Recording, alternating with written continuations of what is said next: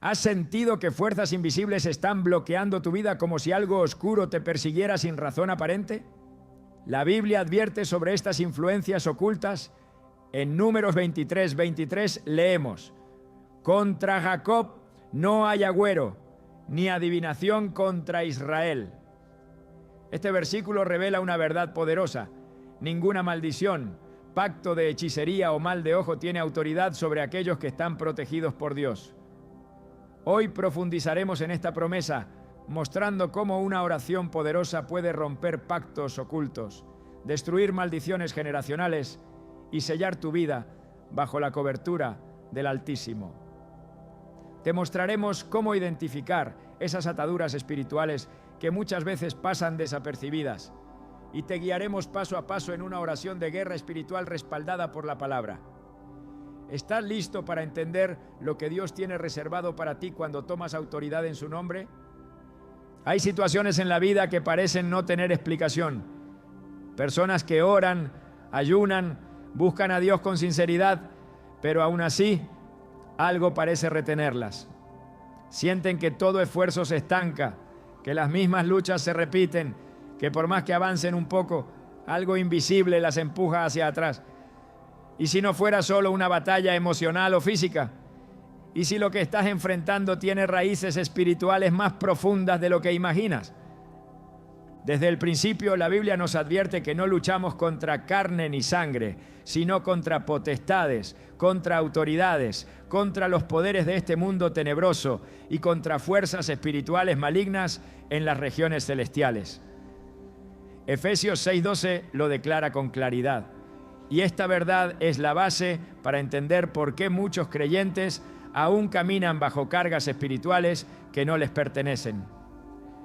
Pactos hechos por generaciones pasadas, palabras pronunciadas en momentos de vulnerabilidad o incluso alianzas inconscientes con prácticas espirituales contrarias a Dios pueden dar legalidad a las tinieblas para operar en la vida de una persona, aunque esa persona haya aceptado a Cristo. En el mundo espiritual, todo opera por principios legales. Dios es justo y el enemigo conoce las reglas. Así como un pacto con Dios trae bendición, un pacto con las tinieblas, aunque no haya sido firmado con conocimiento pleno, puede abrir puertas de destrucción. Es por eso que muchos, sin entender por qué, repiten patrones de ruina, enfermedad, soledad, división familiar, adicciones o fracasos constantes. No es solo casualidad. Hay personas que están viviendo bajo el peso de palabras malditas, conjuros, ataduras generacionales y pactos que deben ser identificados, renunciados y rotos en el nombre de Jesús. La historia de Israel nos da una imagen clara de cómo actúa el enemigo cuando quiere maldecir a alguien que está bajo el favor de Dios. En Números 22, Balac, rey de Moab, contrató al profeta Balaam para maldecir al pueblo de Israel. Balac sabía que no podía derrotarlos con ejército, así que intentó usar el poder de las palabras para condenarlos espiritualmente. Sin embargo, cuando Balaam intentó maldecir, Dios no se lo permitió. En Números 23:8, Balaam confesó: ¿cómo maldeciré yo al que Dios no ha maldecido? ¿Y cómo condenaré al que Jehová no ha condenado? Esta declaración es profunda. Nos muestra que, aunque haya intención del enemigo, cuando estás bajo el amparo divino, ninguna maldición tiene efecto. Pero también deja ver otra realidad. Si no estás bajo ese amparo, si hay puertas abiertas o derechos legales, el enemigo sí puede actuar. Y ese es el caso de muchas personas que viven con una fe sincera, pero sin conocimiento profundo del mundo espiritual. El profeta Oseas dijo: mi pueblo fue destruido porque le faltó conocimiento. Oseas 4:6. No por falta de amor, no por falta de oración, sino por ignorancia de principios espirituales que permiten que el enemigo gane ventaja. A lo largo de la Biblia encontramos ejemplos de cómo los pactos influyen directamente en la vida de los pueblos y las personas. Cuando Acab, rey de Israel, se unió en matrimonio con Jezabel, no solo unió dos reinos, sino que estableció un pacto espiritual con los dioses paganos que ella adoraba. Esto trajo idolatría, manipulación, muerte y juicio sobre toda la nación. Un pacto entre dos personas puede parecer inofensivo, pero en el plano espiritual tiene consecuencias duraderas. La historia de Acab y Jezabel muestra cómo una alianza mal dirigida puede contaminar generaciones enteras. Hoy en día hay pactos que se hacen de manera disfrazada.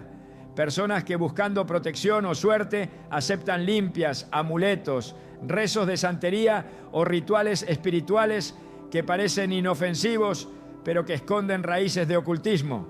Otros hacen promesas desesperadas, diciendo frases como «vendería mi alma con tal de salir de esta», sin saber que esas palabras tienen peso. Proverbios 18:21 dice que la muerte y la vida están en poder de la lengua, y el que la ama comerá de sus frutos. En el mundo espiritual, toda palabra tiene fuerza, y muchos han atado sus propias vidas sin darse cuenta. Y no solo son pactos personales. Existen maldiciones generacionales, patrones que se repiten de padres a hijos, familias marcadas por el alcoholismo, por enfermedades repetitivas, por divorcios en cadena o muertes prematuras.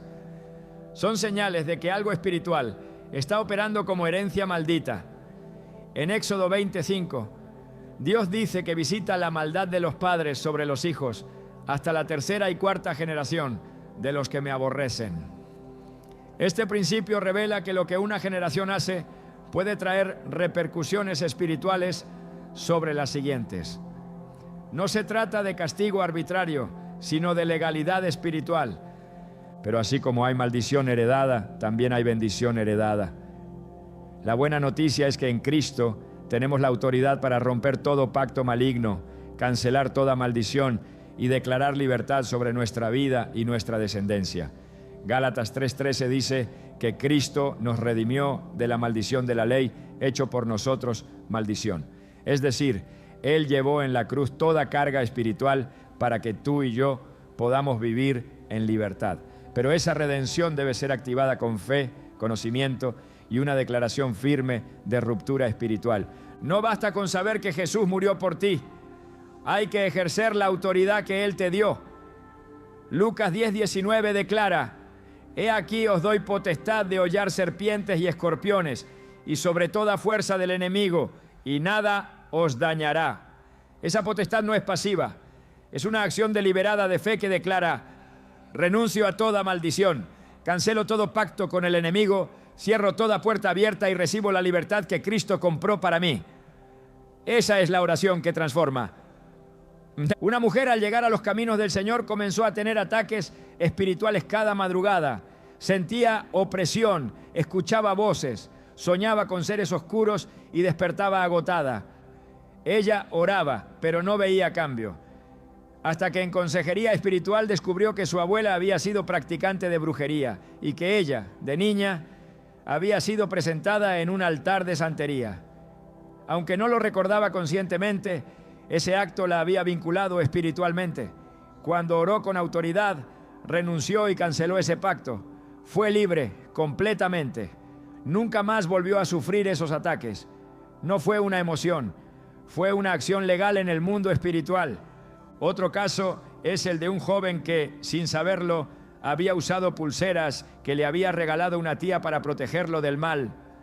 Después de años con luchas constantes, confusión mental, ataques de ansiedad y parálisis del sueño, comprendió que esos objetos habían sido consagrados en rituales ocultos.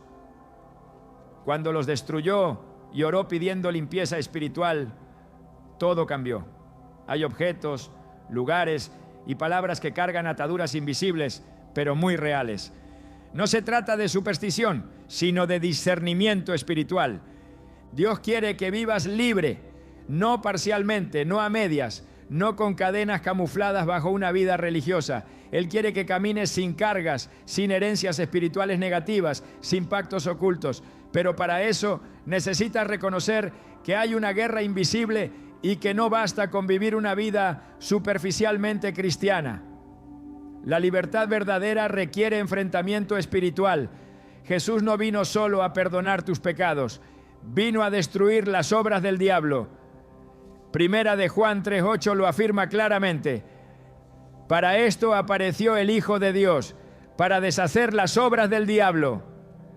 No tienes que temer, no importa cuán fuerte haya sido el pacto, cuán antigua la maldición o cuán profunda la herida.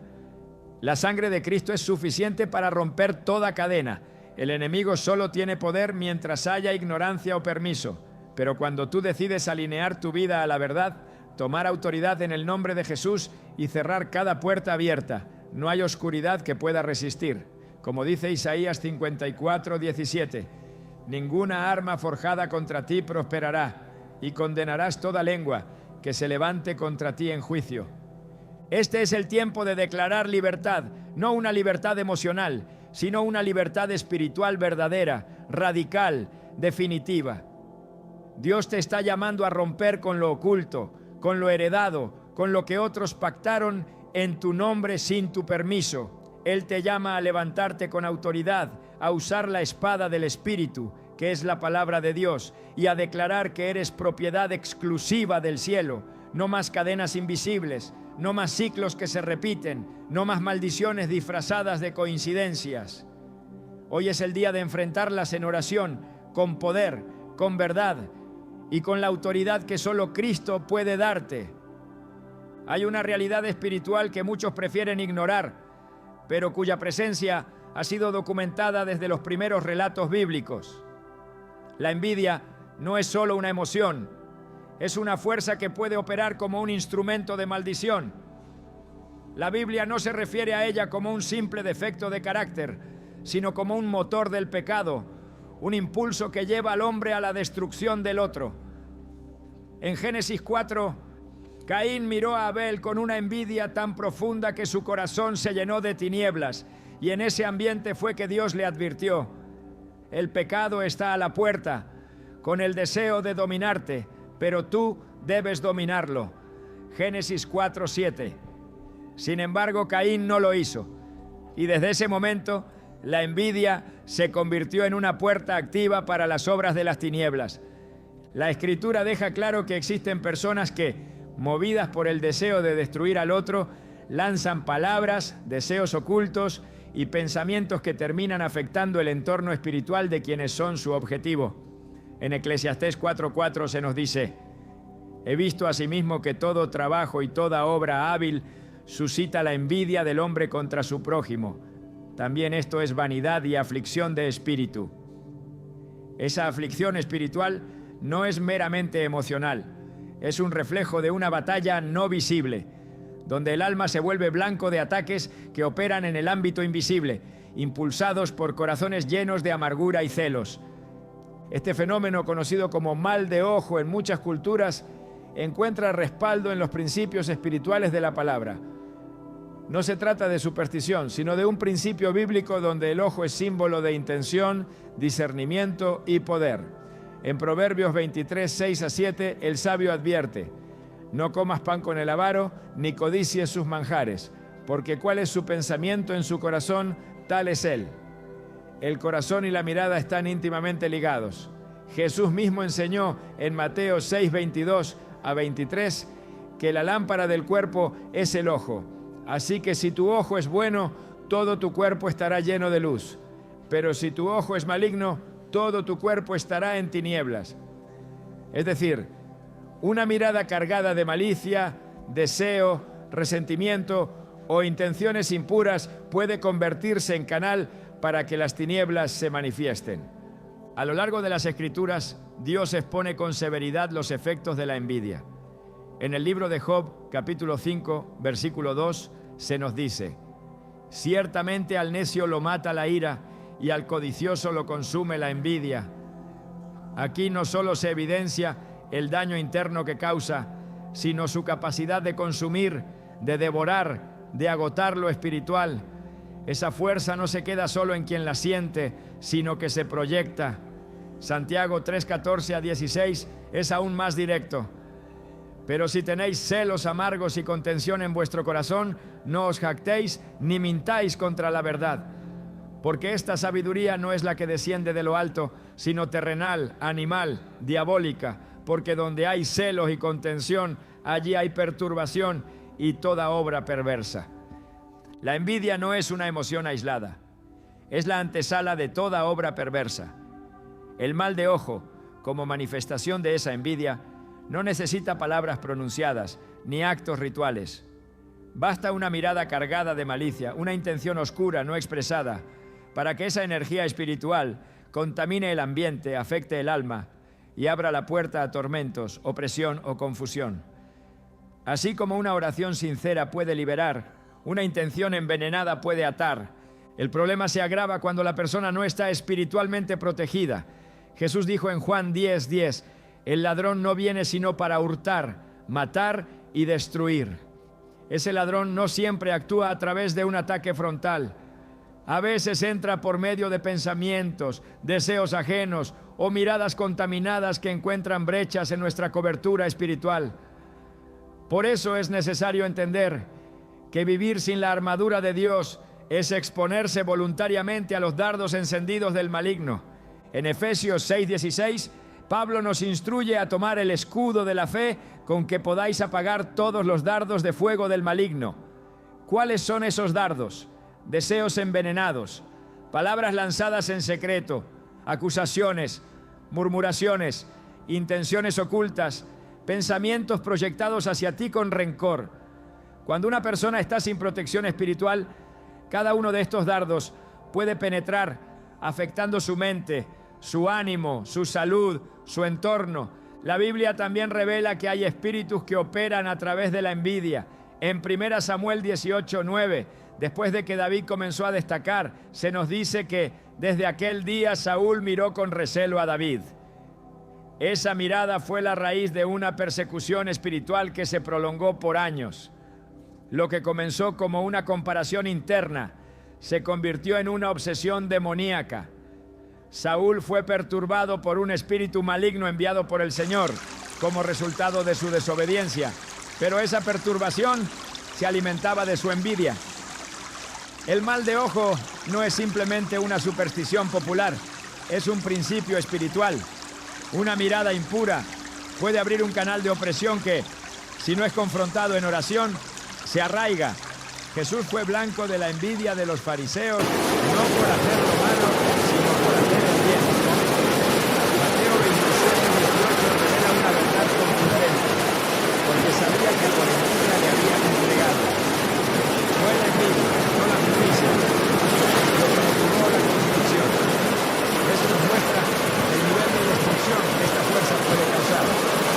Puede mover sistemas, levantar acusaciones, distorsionar la verdad y empujar a la condena, incluso a los justos. Por eso, no se puede minimizar ni ignorar. El creyente que no discierne este principio vive expuesto. Cuando la envidia se convierte en una energía espiritual proyectada contra alguien, comienza a notarse en el entorno. Las cosas se traban sin razón. Hay cansancio inexplicable, confusión mental, divisiones súbitas, accidentes extraños y una sensación persistente de que algo está mal. No se trata de paranoia, se trata de discernimiento espiritual. En 1 Corintios 2:14-15 se nos dice que el hombre natural no percibe las cosas que son del Espíritu de Dios, porque para él son locura, pero el espiritual juzga todas las cosas. Esta capacidad de juzgar espiritualmente lo que ocurre es lo que permite al Hijo de Dios reconocer cuando está siendo blanco de miradas envenenadas y tomar acción inmediata. El mal de ojo no actúa sobre todos por igual. Su efecto depende del estado espiritual de quien lo recibe. Una persona que vive bajo cobertura divina puede sentir la presión, pero no será destruida. Isaías 54:17 lo declara. Ninguna arma forjada contra ti prosperará. Pero este versículo no es automático. Requiere vida alineada, obediencia, consagración y una relación activa con Dios. No basta con citar promesas si no se vive bajo los principios que las activan. Es por eso que muchos creyentes sinceros, pero debilitados en oración o en fe, experimentan síntomas de opresión sin comprender su origen. La protección contra el mal de ojo no consiste en rituales ni en objetos físicos. No hay medallas, ni amuletos, ni símbolos que puedan protegerte. Lo único que cierra verdaderamente la puerta al poder de la envidia es una vida escondida en Cristo. Colosenses 3:3 declara: porque habéis muerto y vuestra vida está escondida con Cristo en Dios. Solo esa condición espiritual de muerte al yo y comunión con Cristo garantiza una defensa que no puede ser quebrada por ninguna fuerza contraria. El poder de la envidia se neutraliza cuando el alma está llena de la luz del Espíritu. Juan 1:5 afirma que la luz en las tinieblas resplandece y las tinieblas no prevalecieron contra ella. La oscuridad del ojo maligno, de las intenciones impuras, de los pensamientos dirigidos con odio, no puede prosperar donde hay luz. Pero esa luz no se mantiene sola. Debe ser cultivada con vida de oración, meditación en la palabra, adoración y obediencia radical. No se puede vencer lo invisible con métodos visibles. El enemigo no teme a quienes saben de Dios, sino a quienes viven en Él. Dios prometió ser escudo alrededor de su pueblo. En el Salmo 3:3, David proclama: mas tú, Jehová, eres escudo alrededor de mí, mi gloria y el que levanta mi cabeza. Esa protección se activa cuando el corazón está firme. No se trata de gritar ni de usar fórmulas, sino de habitar en la presencia de aquel que todo lo ve, todo lo defiende y todo lo cubre. Es ahí donde la envidia se rompe, donde la mirada maliciosa pierde poder, donde el veneno del ojo que desea tu caída es neutralizado por el poder del Altísimo. Nadie está exento de ser observado con malos ojos, ni siquiera Jesús lo estuvo, pero quien permanece en la cobertura del Padre no será tocado. El Salmo 91 es una declaración de seguridad contra todo mal, visible o invisible. Y dentro de ese salmo hay una promesa específica para los que hacen del Señor su habitación. Con sus plumas te cubrirá y debajo de sus alas estarás seguro. Escudo y adarga es su verdad. No temerás el terror nocturno, ni saeta que vuele de día. Salmo 91, 4-5. Esa saeta incluye pensamientos enviados por otros, miradas cargadas de odio, deseos disfrazados de halagos, todo lo que intente contaminar tu paz. La oración no solo limpia, también protege. Cuando elevas tu voz a Dios con fe y autoridad, el mundo espiritual responde. El Señor reprende al que ataca, bloquea la maldición, frustra el plan oculto, silencia la lengua envidiosa y levanta un muro alrededor de ti. Pero eso solo ocurre cuando oras no desde el miedo, sino desde la posición de hijo. Cuando entiendes que tu identidad en Cristo no solo te da derecho a bendición, sino también autoridad para cancelar toda obra de las tinieblas. El mal de ojo existe, pero su poder se desintegra ante la luz de Dios. Por eso, en vez de temer a lo que otros puedan pensar, decir o desear contra ti, es tiempo de posicionarte en la verdad de la palabra y cubrir tu vida, tu casa y tu entorno bajo el poder de la sangre de Cristo. Nada puede tocarte si permaneces en Él. En el ámbito espiritual nada sucede sin causa. La Biblia es clara al mostrar que detrás de muchas aflicciones existe una raíz no visible que da legalidad a las fuerzas de las tinieblas para operar. El reino espiritual se rige por principios, y uno de ellos es que toda acción en la tierra tiene repercusiones en lo invisible. Cuando se abren puertas, el enemigo no duda en entrar. La ignorancia no lo detiene, el desconocimiento no lo limita. Si hay acceso, tomará terreno. Por eso es tan importante identificar cuáles son esas puertas que muchas veces sin saberlo se han abierto y han permitido la entrada del mal. Desde Génesis hasta Apocalipsis, las Escrituras revelan que nuestras decisiones tienen un peso eterno. No solo afectan el presente, sino que activan consecuencias espirituales que pueden extenderse incluso a generaciones futuras. En Deuteronomio 30:19, Dios declara al pueblo: a los cielos y a la tierra llamo por testigos hoy contra vosotros, que os he puesto delante la vida y la muerte, la bendición y la maldición. Escoge, pues, la vida. Esta palabra no es simbólica, es literal. Las decisiones humanas, incluso las más aparentemente inofensivas, abren caminos que conducen o bien a la bendición o bien a la maldición. Una puerta espiritual es cualquier conducta, práctica, pensamiento o ambiente que contradiga la santidad de Dios y que por ende rompe el cerco protector que el Altísimo ha dispuesto. La serpiente no entró al jardín por casualidad. Entró porque alguien le permitió hablar y alguien le prestó oído. Adán y Eva no cayeron por accidente. Fue el resultado de una puerta abierta a la duda, a la desobediencia, a la sugestión. Génesis 3 narra no solo una caída, sino la apertura de una grieta que permitió la entrada del pecado en toda la humanidad. Desde entonces, el patrón se repite: una puerta que se abre, una brecha que se ensancha, una maldición que encuentra derecho legal. En Romanos 6:16, el apóstol Pablo plantea una verdad contundente. ¿No sabéis que si os sometéis a alguien como esclavos para obedecerle, sois esclavos de aquel a quien obedecéis, sea del pecado para muerte o sea de la obediencia para justicia? El sometimiento espiritual no ocurre solo cuando hay intención, ocurre cuando, por omisión o participación, nos alineamos con fuerzas contrarias a Dios.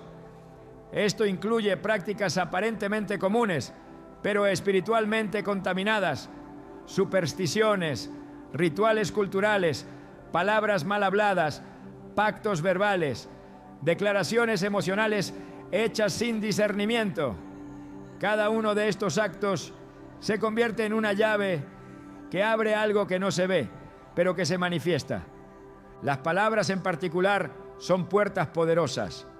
La Escritura afirma que con el fruto de la boca el hombre se saciará del bien y le será pagado según la obra de sus labios. Proverbios 12:14. Lo que decimos no se disuelve en el aire. En el mundo espiritual, las palabras crean, atan, autorizan, limitan o liberan. Por eso Jesús declaró en Mateo 12:37, porque por tus palabras serás justificado y por tus palabras serás condenado.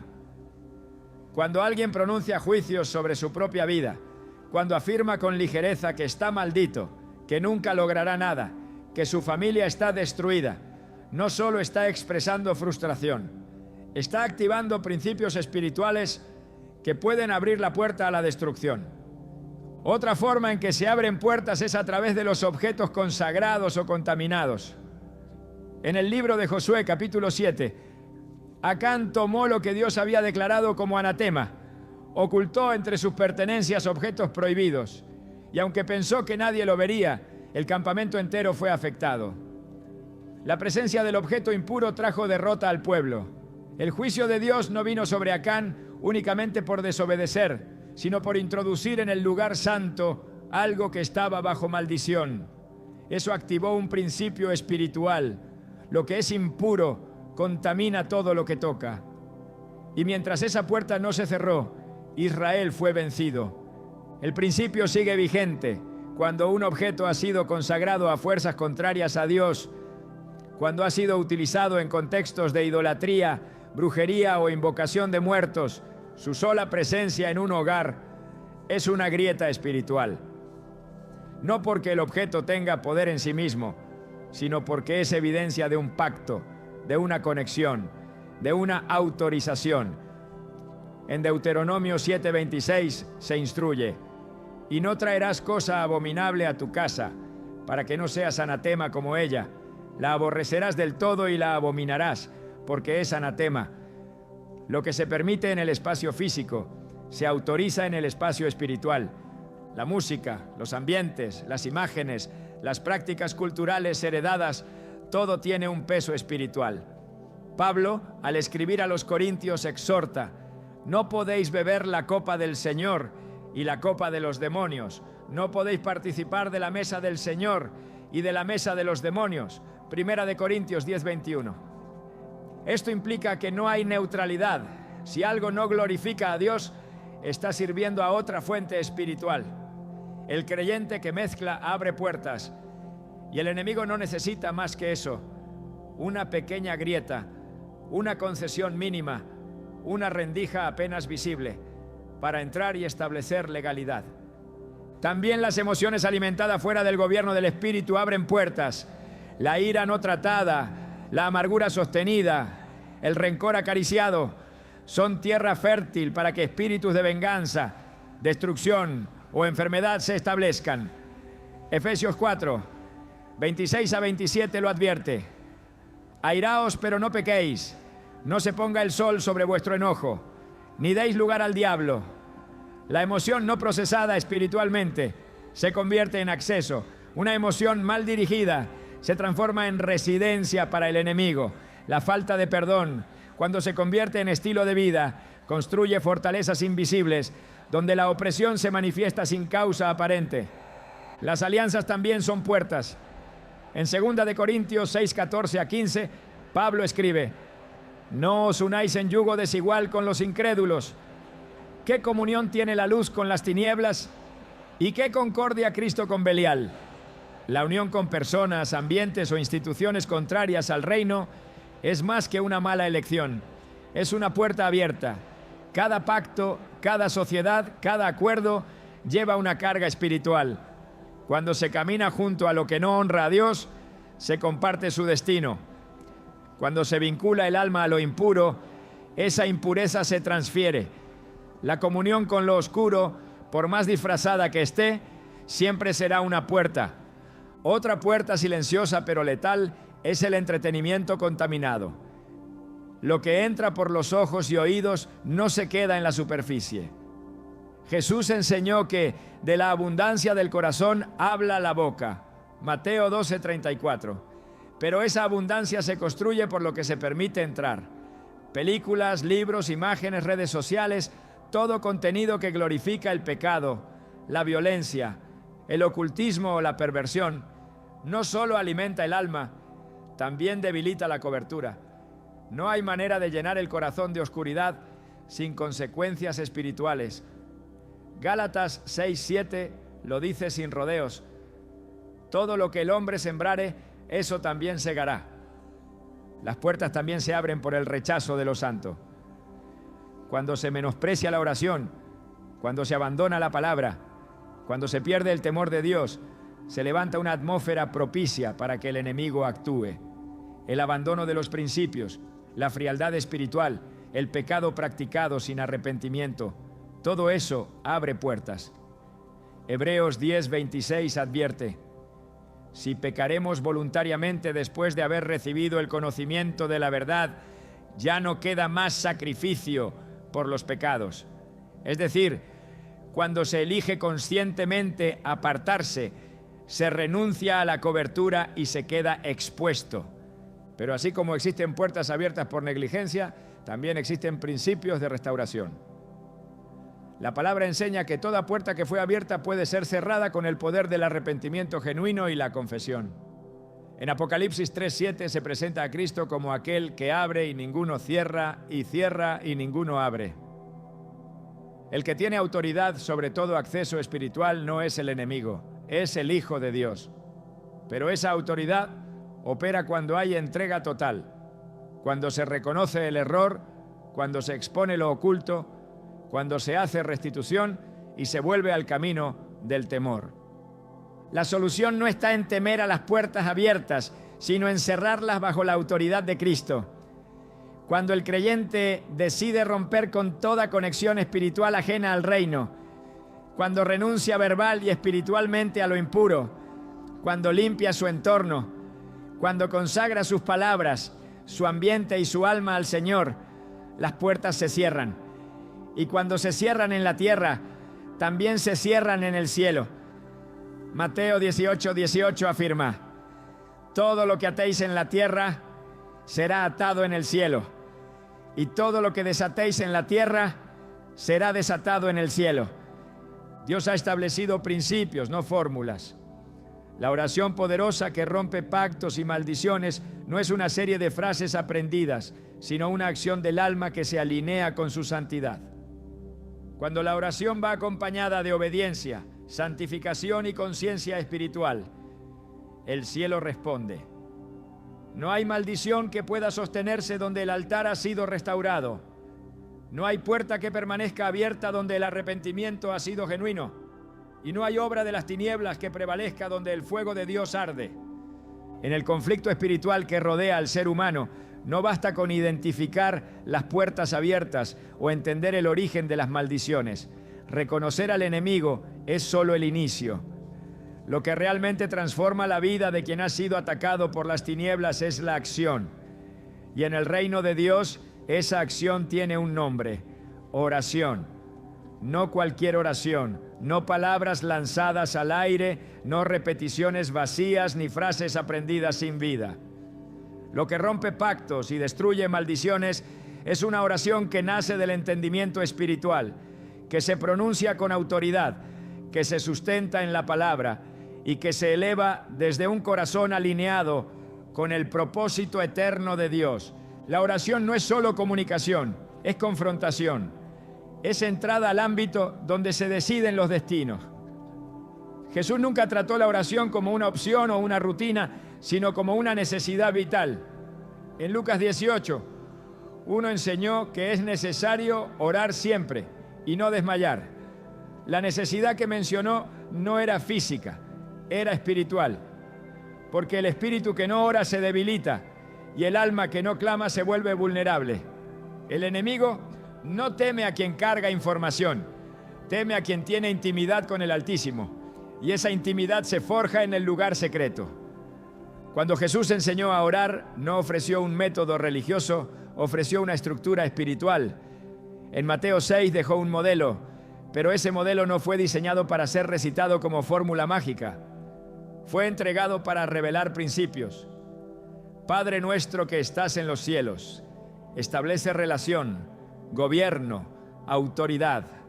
Venga tu reino, expresa alineación con los intereses del cielo. Líbranos del mal, reconoce la existencia del conflicto. La oración que sale de este entendimiento no solo toca el cielo, también paraliza al infierno, porque la oración que se eleva en el nombre de Jesús, en fe y en santidad, desarma todo poder contrario. En 2 de Corintios 10:4, el apóstol Pablo declara con fuerza: las armas de nuestra milicia no son carnales, sino poderosas en Dios para la destrucción de fortalezas. La oración es esa arma. Con ella no se golpea el aire, se derriban estructuras. Las fortalezas que menciona el texto no son muros físicos, son argumentos, pensamientos, influencias espirituales que han sido edificadas en la mente, en las emociones, en los entornos. No se destruyen con fuerza humana, se destruyen con poder espiritual. Y ese poder se activa en oración, porque lo que no se vence en el plano espiritual no se resolverá jamás en el natural. David venció a Goliat con una piedra, pero su verdadera arma fue la certeza en el Dios que lo respaldaba. Antes de lanzar declaró: tú vienes a mí con espada, lanza y jabalina, mas yo vengo a ti en el nombre de Jehová de los ejércitos. 1 Samuel 17:45.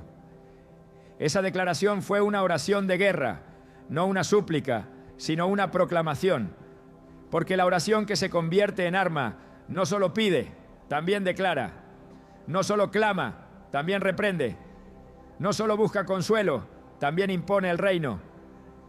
La oración poderosa es la que sabe que el cielo respalda al justo cuando éste se levanta con fe para enfrentar las obras de las tinieblas.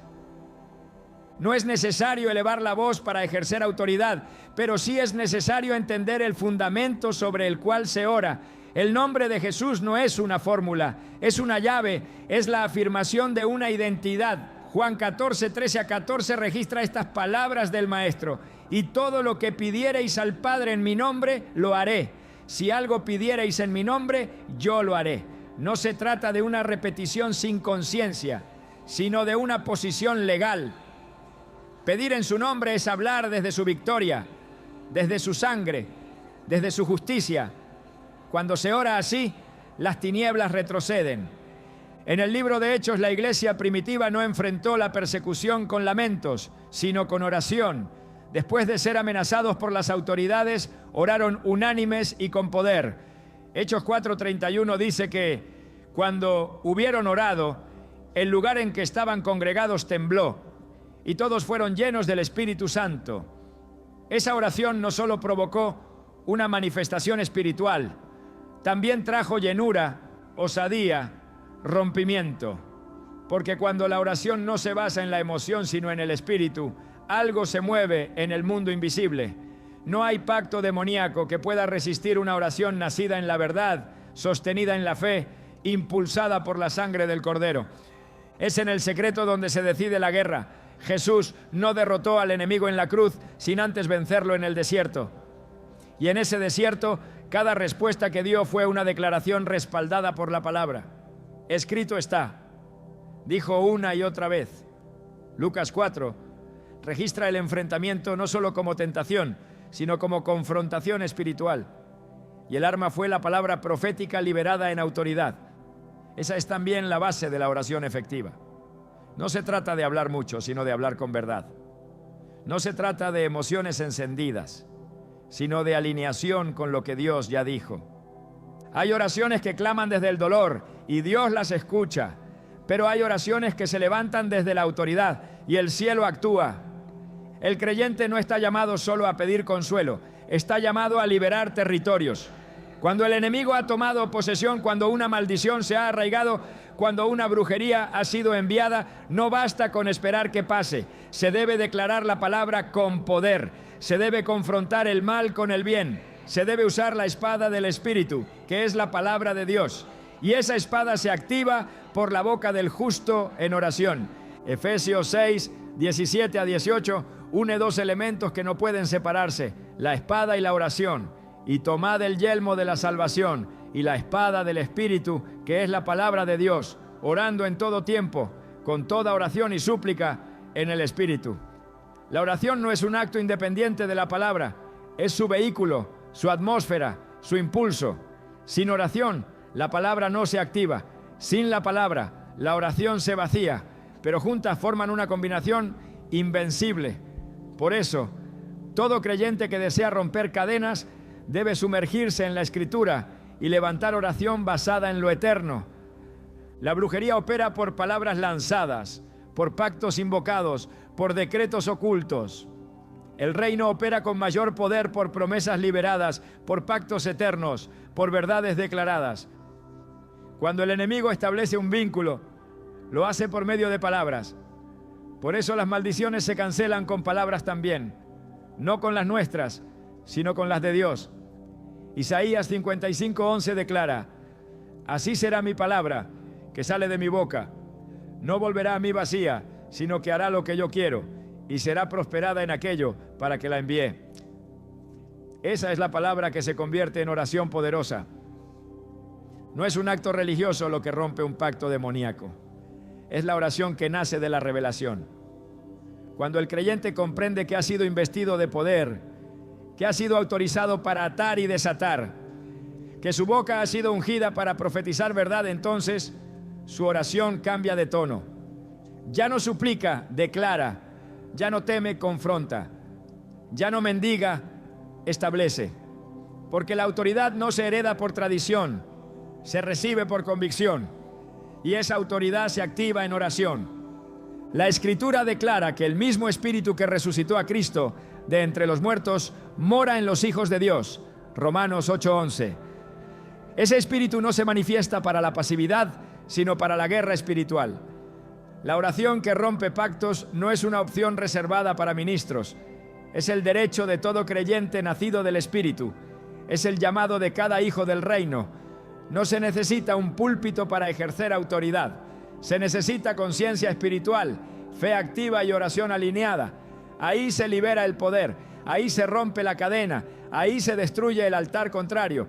No hay maldición que pueda mantenerse en pie cuando el nombre de Jesús es proclamado en verdad. No hay pacto de hechicería que resista la oración de un justo. Santiago 5:16 dice que la oración eficaz del justo puede mucho. Esa eficacia no depende del tono de voz ni del tiempo empleado, sino de la justicia que cubre al que ora. Y esa justicia no es propia, es la de Cristo. Cuando se ora desde esa posición, el cielo responde, y lo que parecía inamovible cede. Lo que estaba sellado por el enemigo se rompe. Lo que era cárcel se convierte en testimonio. El que ora con poder no teme la oscuridad, la confronta, porque sabe que no está solo, sabe que detrás de cada palabra respaldada por la palabra hay ángeles enviados, hay muros cayendo, hay cadenas cediendo. No se trata de emociones, se trata de autoridad, no se trata de liturgias, se trata de gobierno espiritual, porque el que ora en Cristo no habla desde la tierra, habla desde los lugares celestiales. Efesios 2:6 lo establece, y juntamente con Él nos resucitó, y asimismo nos hizo sentar en los lugares celestiales con Cristo Jesús. El secreto de la oración poderosa no está en su duración, sino en su posición. La oración que brota de una vida limpia, de un corazón rendido, de una mente llena de la palabra, tiene más poder que 1000 palabras dichas sin fe, porque Dios no responde al ruido, responde al alineamiento. No escucha solo labios, escucha espíritus que claman desde su diseño, y cuando ese clamor se levanta, el infierno retrocede, porque no hay pacto de tinieblas que resista a un hijo de Dios que ha entendido quién es, qué tiene y cómo orar. El poder que rompe cadenas no está en el esfuerzo humano, ni en la intensidad del clamor, ni en las lágrimas derramadas durante la oración. Está en la obra consumada de Cristo. La victoria no se construye desde el presente, se hereda desde la cruz. Y mientras muchos luchan por liberarse de maldiciones, pactos o ataduras que llevan generaciones, la verdad inamovible sigue siendo que todo fue cancelado en el Calvario. La sangre de Jesús no fue derramada como símbolo, fue derramada como pago, como justicia definitiva, como acto legal en el tribunal del cielo, donde toda deuda fue anulada para siempre. Colosenses 2:14-15 lo declara sin ambigüedades, anulando el acta de los decretos que había contra nosotros, que nos era contraria, quitándola de en medio y clavándola en la cruz, y despojando a los principados y a las potestades, los exhibió públicamente, triunfando sobre ellos en la cruz. Esa acta representaba cada pacto, cada palabra maldita, cada atadura heredada, cada derecho legal que el enemigo había tomado sobre la vida de un hombre o una familia.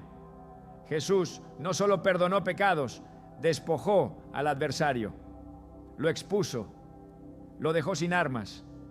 Y esa victoria no es futura, es actual. No es una promesa por alcanzar, es una realidad que debe activarse. Muchos creen en Cristo, pero no caminan en su autoridad. Porque aceptar la cruz como salvación no es lo mismo que entenderla como tribunal de justicia espiritual. En Isaías 53:5 se afirma: mas Él herido fue por nuestras rebeliones, molido por nuestros pecados.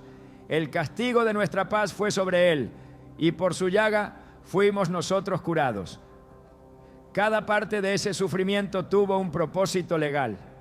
Las rebeliones fueron redimidas, los pecados fueron borrados, la paz fue comprada, la enfermedad fue enfrentada. El castigo que Él recibió fue el mismo que rompió el ciclo del castigo generacional. No quedó nada sin ser cubierto, no quedó maldición sin ser enfrentada. Pero aunque la cruz lo logró todo, la fe es lo que lo activa. Romanos 5:1-2 explica que, justificados pues por la fe, tenemos paz para con Dios por medio de nuestro Señor Jesucristo, por quien también tenemos entrada por la fe a esta gracia en la cual estamos firmes. La gracia ya fue dada, pero la entrada a esa gracia es por la fe. No se trata de repetir lo que otros oran, ni de depender de líderes o de actos simbólicos. Se trata de posicionarse con convicción en lo que la cruz hizo, y desde esa convicción hablar, atar, romper, declarar y resistir. Las maldiciones no se perpetúan por fuerza, se perpetúan por ignorancia. Oseas 4:6 lo dice con claridad. Mi pueblo fue destruido porque le faltó conocimiento. El conocimiento de la cruz no es académico, es revelación espiritual. Cuando el corazón entiende que toda brujería, toda palabra maldita, todo pacto hereditario, toda carga ancestral fue enfrentada por Cristo, entonces el alma se levanta en autoridad. Y lo que antes era opresión se convierte en campo de conquista. Porque el poder de la cruz no solo salva del infierno, también libera de las cadenas del pasado. En 1 de Pedro 1:18-19 se revela el costo de esa redención. Sabiendo que fuisteis rescatados de vuestra vana manera de vivir, la cual recibisteis de vuestros padres, no con cosas corruptibles, sino con la sangre preciosa de Cristo, como de un cordero sin mancha y sin contaminación. La redención incluyó esa herencia maldita, todo lo que fue traspasado por generaciones, todo lo que vino por genealogía caída, todo lo que estaba sellado en lo invisible fue comprado con sangre. Pero si el creyente no lo confiesa, si no lo proclama, si no se alinea con esa verdad, esa libertad no se manifiesta. La cruz no es un lugar de emoción, es un acto legal. Y como todo acto legal, requiere posicionamiento. Gálatas 3:13 declara: Cristo nos redimió de la maldición de la ley, hecho por nosotros maldición, porque está escrito: maldito todo el que es colgado en un madero. Él se convirtió en maldición para anular la maldición. Él absorbió el peso para romper el ciclo. Y esa redención no puede ser ignorada cuando se habla de maldiciones o pactos de hechicería.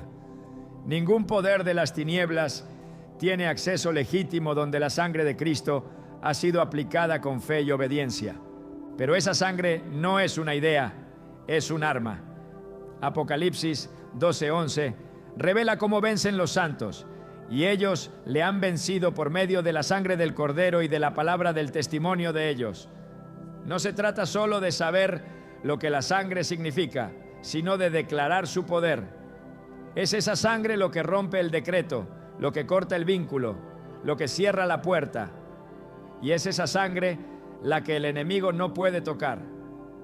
Cuando una oración se eleva en el nombre de Jesús, bajo la cobertura de su sangre, con convicción en su obra y en alineación con su palabra, el infierno no puede resistir. No se necesita una larga lista de ritos. Se necesita un corazón rendido, una boca alineada y una fe posicionada en la obra completa de Cristo. Cuando eso ocurre, la maldición se rompe. No importa si fue pronunciada hace años, si fue lanzada desde generaciones pasadas, si fue sellada con sangre o atada por juramentos. Todo lo que no esté cubierto por el nuevo pacto queda sin efecto cuando la sangre habla. Hebreos 12:24 afirma que la sangre de Jesús habla mejor que la de Abel. Y lo que dice esa sangre es perdón, libertad, victoria y vida eterna. La cruz no solo es el centro del Evangelio, es el punto final de todo argumento del enemigo y es el punto de partida para toda oración poderosa, porque cuando se ora desde la cruz, no se ora desde la carencia, sino desde la suficiencia. No se busca aprobación, se actúa desde la adopción. No se clama desde la esclavitud, se habla como heredero. Y el heredero en Cristo no teme a las tinieblas, las enfrenta, las derriba, las somete. Porque el que sabe lo que la cruz hizo, no negocia con las sombras, las expulsa con autoridad. El enemigo no descansa ni se retira simplemente porque alguien haya hecho una oración poderosa un día. El reino de las tinieblas opera en ciclos, acecha, espera grietas, busca momentos de descuido espiritual para volver a tomar lugar. Por eso la cobertura de Dios no es una garantía automática. Es una posición que se sostiene, una comunión que se cultiva, una autoridad que se renueva.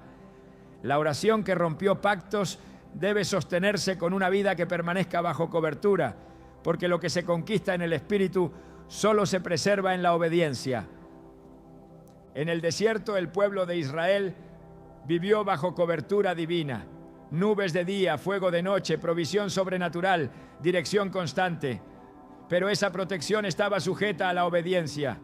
Cuando desobedecieron, cuando murmuraron, cuando permitieron que sus corazones se alejaran, la cobertura se quebró.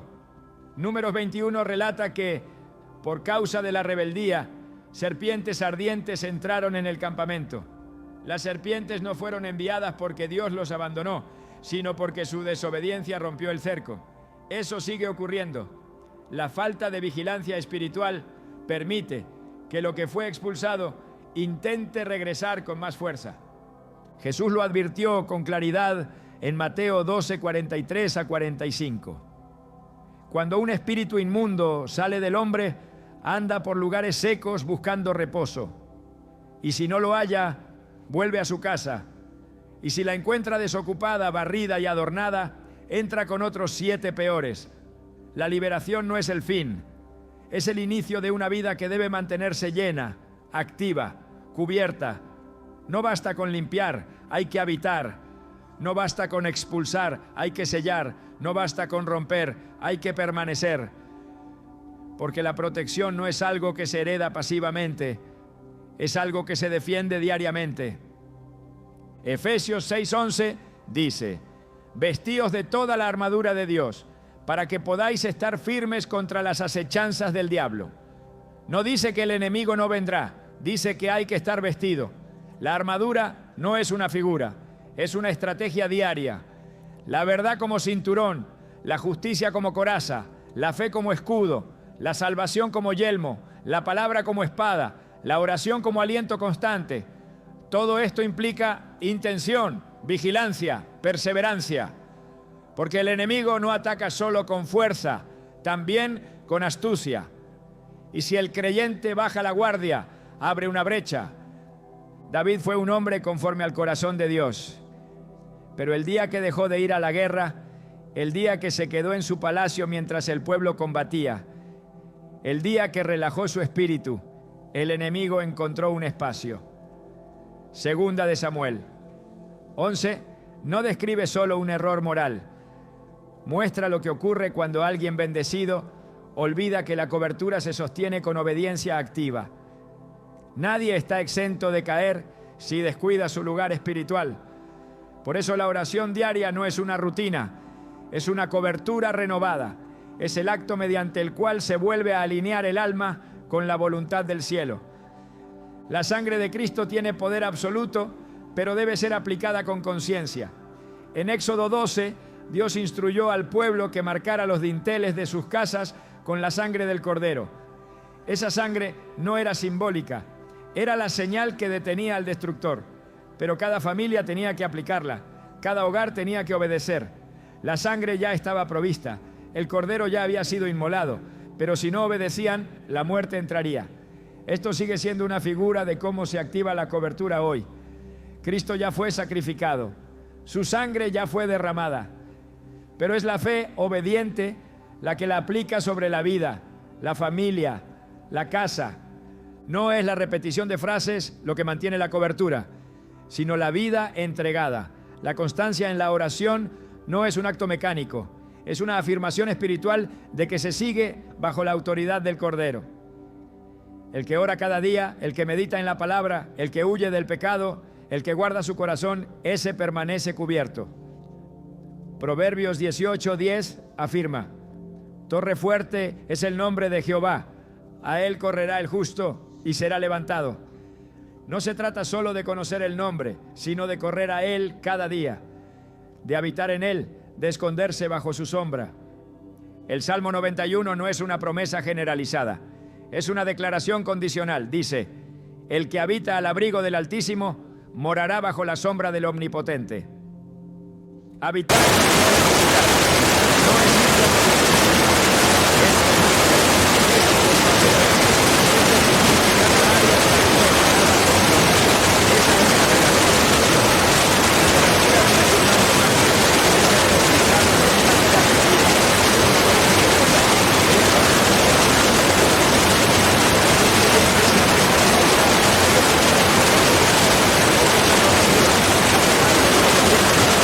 haya sido liberado, comienza a caminar en territorio vulnerable. El enemigo no necesita mucho para tomar lugar, solo necesita una rendija. Por eso Pablo decía en Primera de Tesalonicenses 5:17: orad sin cesar, porque la oración constante no es exageración, es preservación, es vigilancia, es resistencia. El que se mantiene orando se mantiene cubierto, y el que se mantiene cubierto permanece firme cuando vienen los ataques. No se puede vivir bajo el fuego de Dios solo por temporadas. La guerra espiritual no tiene pausas, por eso la protección tampoco puede tenerlas. No es miedo, es discernimiento. El que sabe que ha sido liberado sabe también que debe permanecer en la libertad, y esa permanencia se logra con decisiones diarias. No se trata de sentirse espiritual, se trata de ser obediente. No se trata de tener momentos intensos con Dios, se trata de vivir rendido a Él. La protección divina es real, poderosa, inquebrantable, pero solo opera donde hay honra, reverencia, santidad. El enemigo respeta límites. Si ve la sangre, no toca. Si ve obediencia, retrocede. Si encuentra resistencia, huye. Pero si el altar está roto, si la oración ha cesado, si la vida ha vuelto a la tibieza, vuelve a tomar lugar, no porque tenga derecho, sino porque alguien se lo dio. Por eso es tan urgente restaurar la vida de comunión, la cobertura del espíritu, la vigilancia del alma. Dios no deja de proteger, pero espera que se le permita proteger, que se le dé lugar, que se le honre como rey. Y esa honra se manifiesta cada día en lo secreto, en lo cotidiano, en lo invisible. La oración diaria no solo es un arma, es una señal de dependencia. El que ora reconoce que necesita cobertura y el que se cubre cada día permanece firme frente a todo ataque. Todo lo que enfrentamos en lo espiritual tiene una raíz, pero también una respuesta. Y no se trata simplemente de saber cómo romper, atar o declarar, sino de comprender algo más profundo, que hemos sido llamados a vivir en un estado permanente de victoria, no como sobrevivientes de ataques, sino como embajadores del reino. La oración poderosa que rompe pactos, destruye maldiciones y protege del mal no es solo una herramienta de defensa, sino una expresión del gobierno de Dios manifestado en la tierra a través de aquellos que se atreven a vivir bajo su dominio total. Hay algo más que Dios está buscando en medio de todo este conflicto invisible: hijos que gobiernen, no solo creyentes que se liberen, sino hijos que ocupen territorio. Porque cuando un pacto de tinieblas se rompe, cuando una maldición es anulada, cuando la cobertura es restaurada, no termina la historia, comienza un llamado, el llamado a establecer luz donde hubo oscuridad, a declarar verdad donde hubo engaño, a levantar altares donde hubo ruina. Lo que Dios quiere no es solo que salgas libre, sino que te levantes como voz, como intercesor, como instrumento que imponga su reino en cada esfera donde antes hubo dominio de las tinieblas. El poder de una vida restaurada no se mide por cuántos ataques sobreviviste, sino por cuánta luz irradias después de haber vencido. Porque cada pacto que se rompe en tu vida se convierte en legalidad espiritual para que otros también sean libres. Cada maldición que fue anulada se transforma en plataforma de autoridad. Cada victoria que experimentaste en secreto se convierte en una semilla que el Espíritu puede multiplicar en otros. No eres solo un destinatario de liberación, eres un canal. Y cuando entiendes eso, ya no oras solo para protegerte, oras para establecer su reino. La guerra espiritual no es el final de tu historia, es la antesala de tu comisión. El rompimiento no es el clímax, es el umbral por donde entras a una nueva dimensión de propósito. Dios no te liberó solo para que estés bien, te liberó para que seas parte activa de su obra en esta generación. Y mientras otros permanecen atados por el miedo, por la ignorancia o por el engaño, tú has recibido revelación, autoridad y herramientas espirituales. Ahora te corresponde caminar en esa revelación con determinación, con vigilancia, con pasión, porque a los que han sido llamados a la luz no se les permite volver atrás. Este es tu tiempo, no solo para orar, sino para gobernar, no solo para resistir, sino para avanzar, no solo para ser cubierto, sino para extender esa cobertura a tu casa, a tu entorno, a tu generación. Porque cuando un hijo de Dios ora con entendimiento, el cielo se abre y la tierra se ordena. Y cuando decides vivir desde esa posición, todo pacto de oscuridad queda sin efecto, toda maldición se vuelve testimonio y cada día se convierte en una oportunidad para manifestar el poder del reino de Dios.